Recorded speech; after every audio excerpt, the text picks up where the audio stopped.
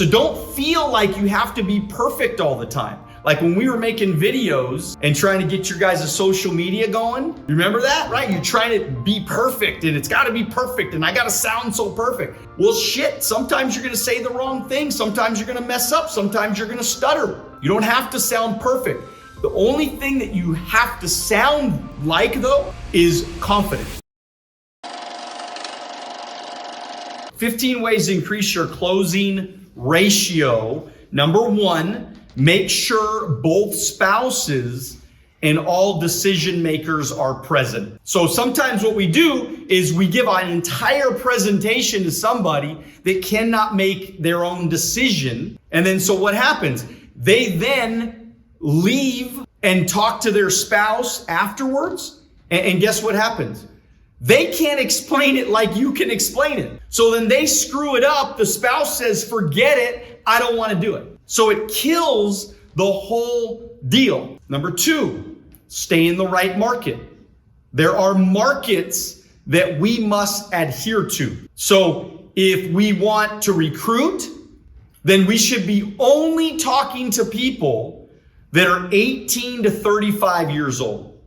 We should not be recruiting people out of that age limit. Now, are we going to recruit people out of that age limit? Yes, we are. Because the 18 to 35 year olds, they're going to go take us to go see those people. So we're going to recruit people in those markets. But guess what? When somebody gets to 35 and 40 years old and 45 years old, they lose motivation. They're not as hungry to go make money. So what we do is we spend time trying to motivate the wrong market, and then we just get frustrated. We literally kill our entire motivation because we're sapping our energy talking to the wrong people. So we got to get in the right market. We got to talk to people that have a background in sports, that have a competitive nature, that want to win and they're not embarrassed to say they want to win. When you're 21 years old, you want to get rich. That's why they're listening to rap music, is because they're talking about getting rich. Yes or yes? Young people want to be rich. So I'm not embarrassed. I was never embarrassed to tell everybody I want to be rich. I want to get financially independent. I want to retire before I'm 30. I want to get really stone cold wealthy. I was never embarrassed because I'm 21 years old. When you're 50, you don't want to talk like that because it just sounds weird. You don't want to say those things. You don't want to say I'm obsessed and I want to work hard, because you're supposed to be chilling when you're 50. You're supposed to be relaxed when you're 50. So that's the difference when you're in different markets. So be very aware of what market you're in. Number 3, be equipped to overcome objections. So when somebody tells you an objection, then you need to what? Know how to overcome that objection. And we have a lot of different ways to figure out how to overcome objections. But guess what? There's only about 9 objections that you have to overcome. So if you're not a good closer right now, where should you be spending a big chunk of your time? What should you be doing? Learning how to overcome objections, right or right. So the easy objections like, I want to think about it. So what is it that you want to think about, Mr. and Mrs. Client? Is it me? Is it something I said? Is it my company? It's too expensive. How much too much do you feel it is? So if I were able to give you a number that was a little bit closer to where you feel is comfortable, would you do it? So these are just objections that you got to have you got to know the back of your hand. You got to know what to say when somebody throws something at you. And the only way that you get really, really good at it is number 1, reading scripts. Number 2, watching videos. And number 3, going out and getting the experience and getting your teeth knocked in. And allowing people to laugh at you when you screw it up right in front of them, right in their face, and you don't know how to say it right, or just the words don't come out right, or you sound unconfident, or you said the wrong thing, or what, right? Or you don't know what to say, and you look stupid. And I did too. I looked stupid many, many times. I was embarrassed many, many times trying to figure this thing out.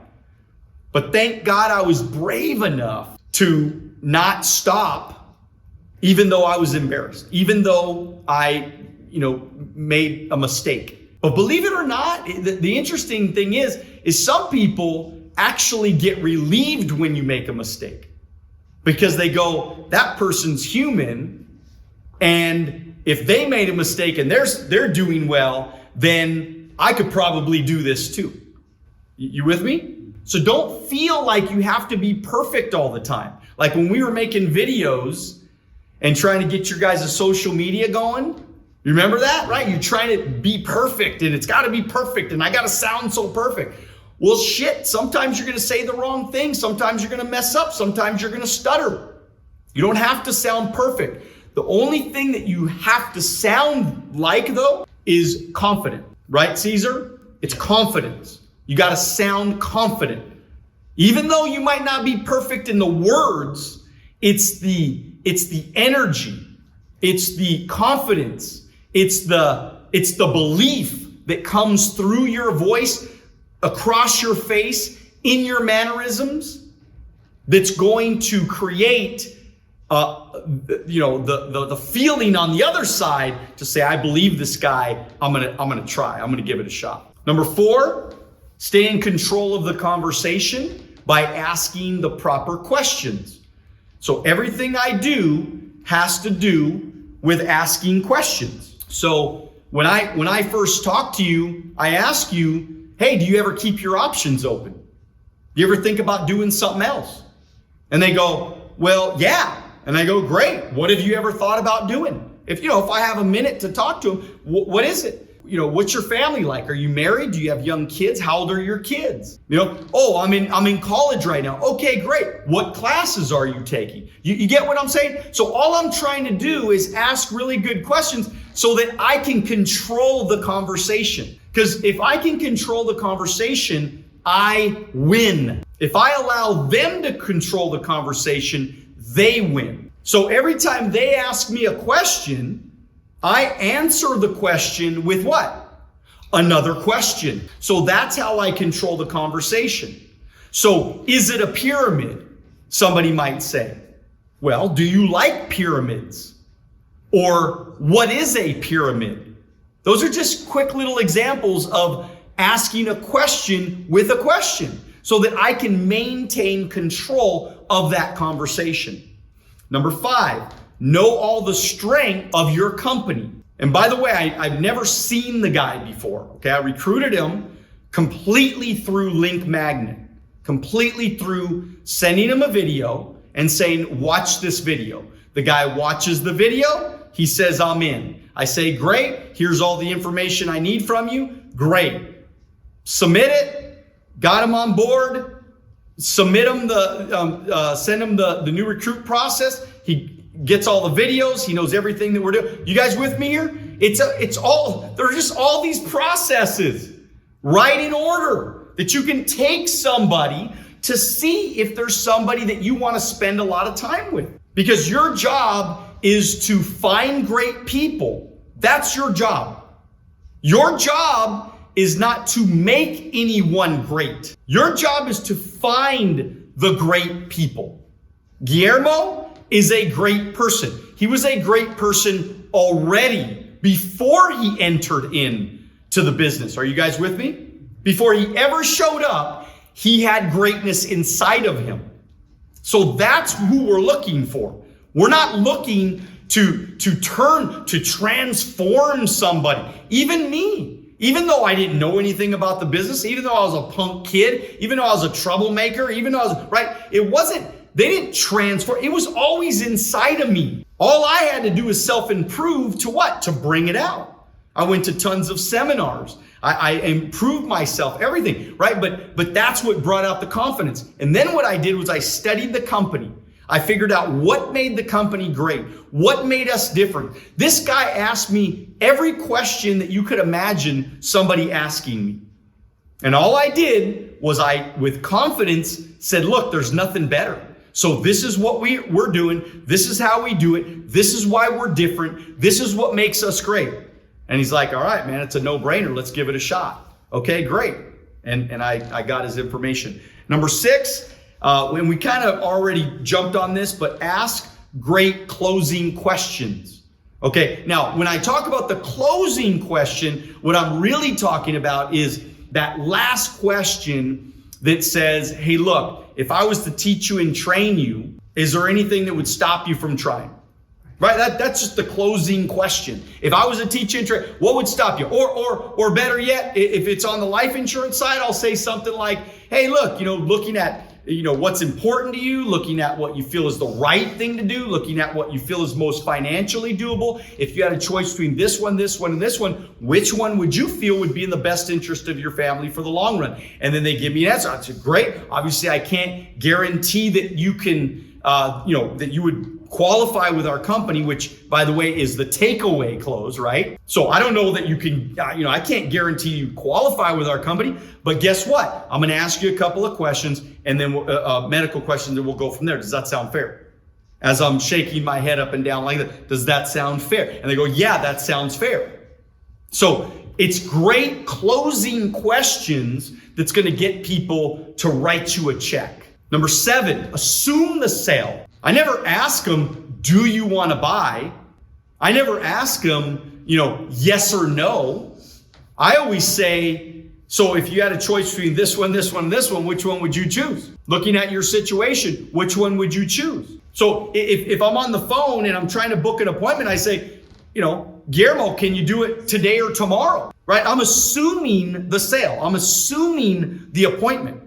I'm not going to ask for permission. I'm just going to assume, like, hey, look, if I can do this for you, would you try? Yeah? Okay, great. I'm just assuming he's going to do it. Just going to ask you a couple background questions and we'll go from there. Does that sound fair?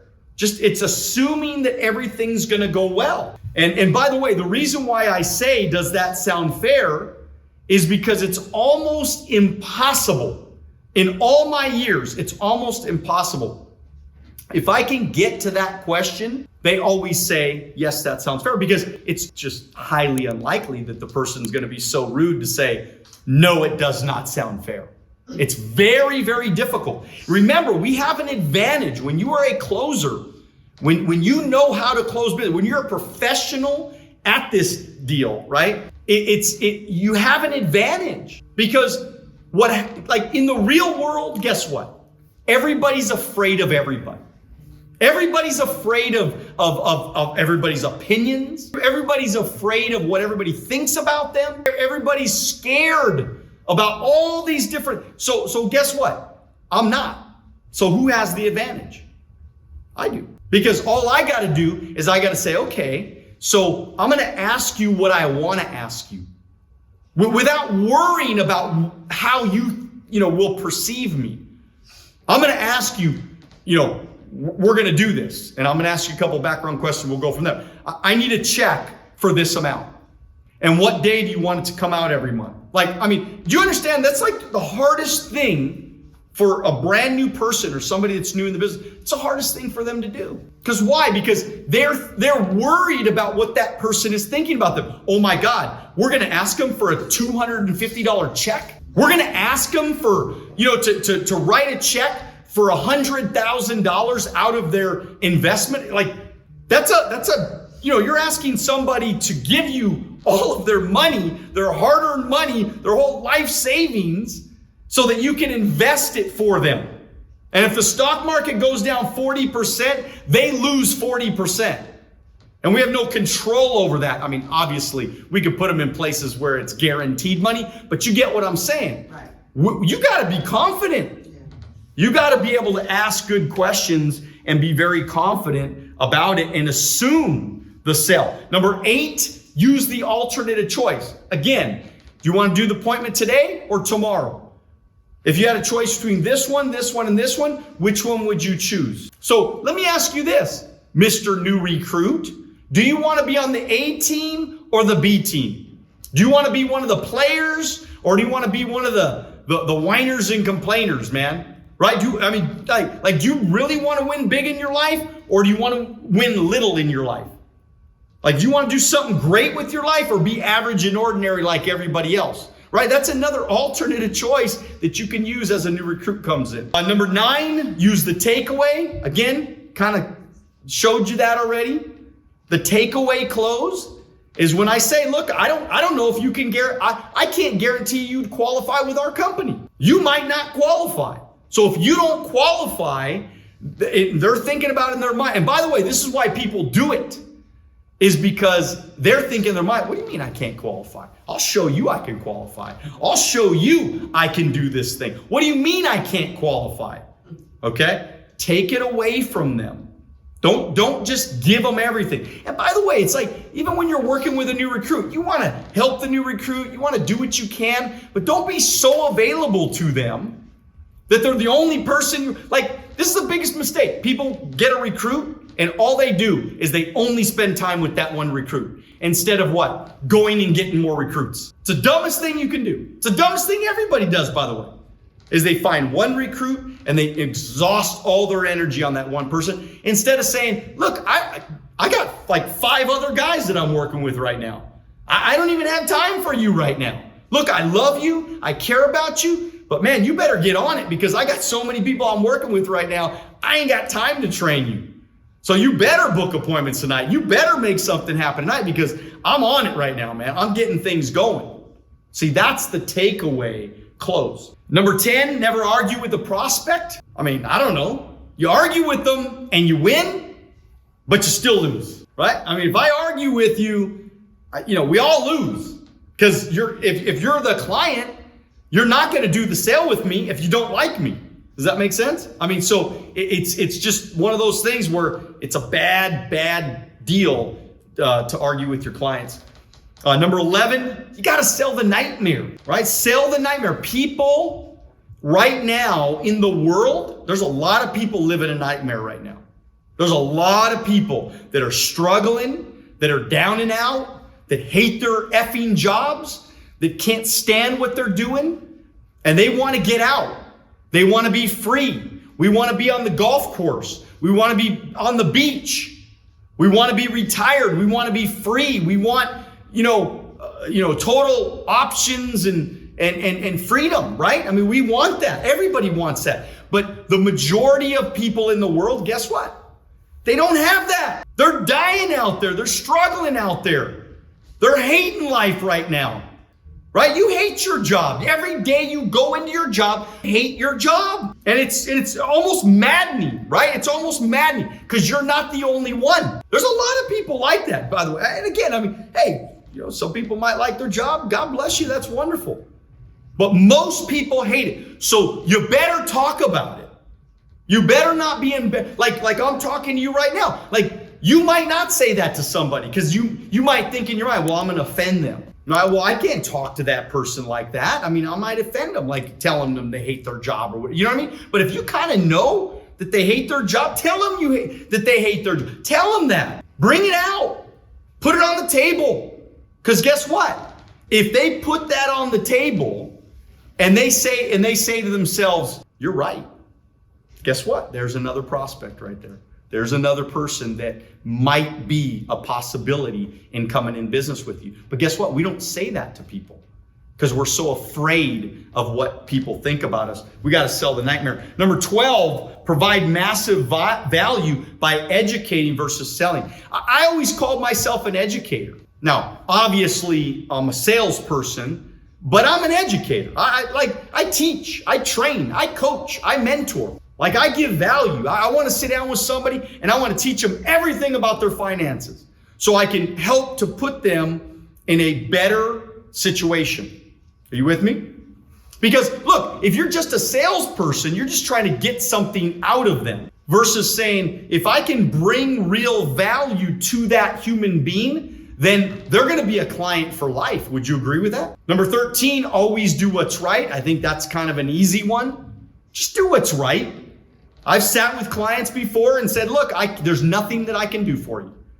You are perfect where you are at. Your game plan is right on. I can't help you. I'm sorry, but I can't help you. You got a great situation right now based on your age, based on your prior health, based on certain different factors. I just can't do anything for you right now. And I would recommend right now you stay with where you're at. Now, it doesn't happen often, but it happens.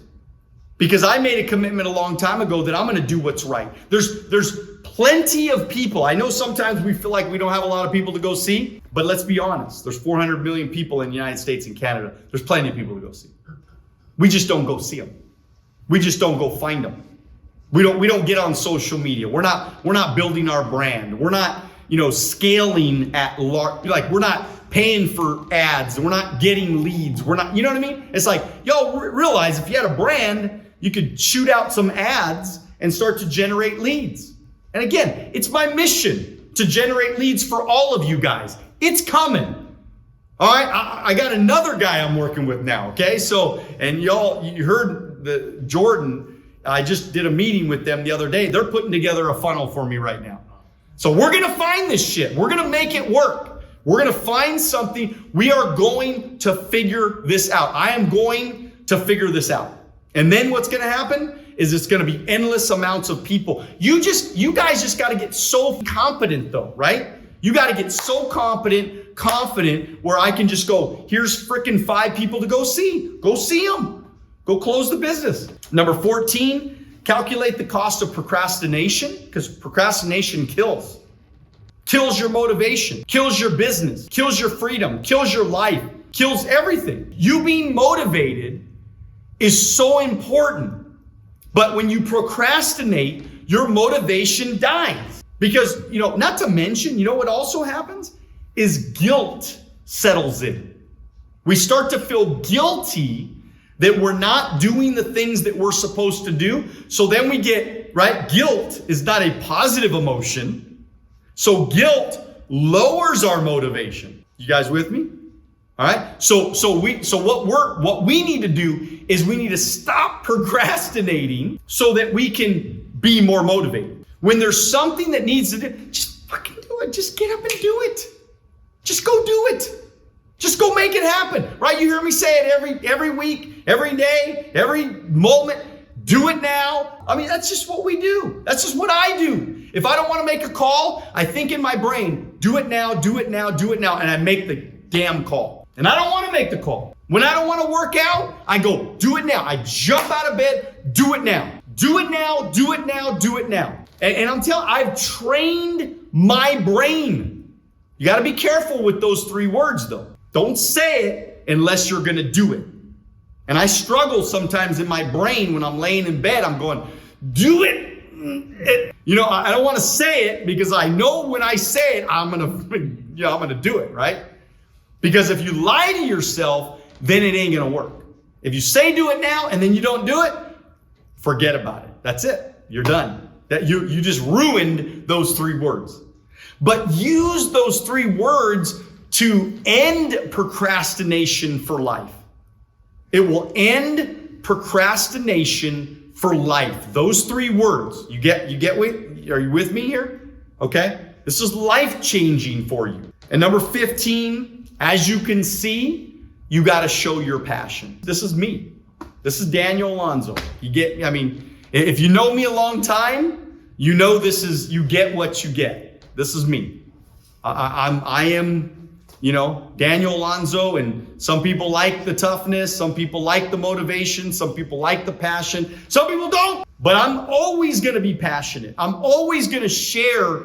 I'm always going to give my energy to the people that I'm trying to serve. And that's all I'm trying to do with you guys, is I'm trying to give you guys all my thoughts. So hopefully you can take this information, because you're basically stealing my energy right now. You realize if you take this information and you don't do anything with it, you realize you've stole from me. That's like a thief. Because when somebody gives you their energy, when they give you their passion, you should use that passion.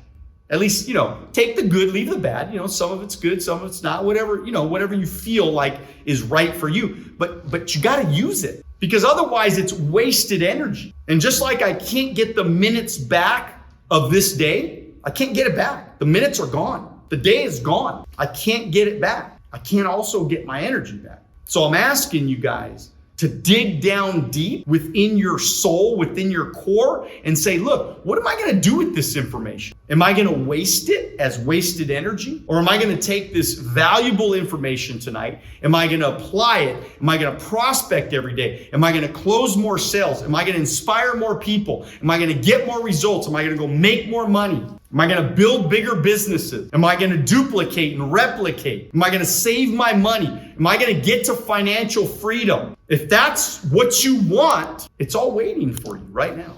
Love you guys. Dream bigger. Do it now. God bless. If you like this video and you want to watch another one, click right here.